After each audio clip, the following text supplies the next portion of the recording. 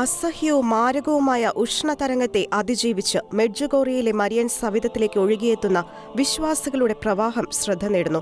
ബോസ്നിയയിലെ പ്രശസ്തമായ തീർത്ഥാടന കേന്ദ്രമായ മെഡ്ജുഗോറിയയിലെ അപ്പാരിഷൻ ഹിൽ കുന്നുകൾ കയറി പരിശുദ്ധ അമ്മയുടെ അനുഗ്രഹം തേടിയെത്തുന്ന തീർത്ഥാടകരെ കനത്ത ചൂട് പിന്തിരിപ്പിക്കുന്നില്ല എന്ന് മാത്രമല്ല, അവർ ധൈര്യസമേതം പ്രതികൂല കാലാവസ്ഥയോട് മല്ലിട്ട് മാതൃസന്നിധിയിൽ മുട്ടുമടക്കുന്ന വിശ്വാസ തീക്ഷ്ണതയുടെ നേർചിത്രമാണ് മെഡ്ജുഗോറിയയിൽ നിന്നും പുറത്തുവരുന്നത്. യൂറോപ്പിന്റെ ഭൂരിഭാഗത്തെയും ബാധിച്ച ഉഷ്ണതരംഗം ഈ പ്രദേശത്തെ താപനിലയെ 40 ഡിഗ്രി സെൽഷ്യസ് അഥവാ 104 ഡിഗ്രി ഫാരൻഹീറ്റിലേക്ക് എത്തിച്ചിരിക്കുന്ന സാഹചര്യത്തിലാണ് വിശ്വാസികളുടെ തീർത്ഥാടനമെന്നത് എടുത്തു പറയേണ്ടതാണ്.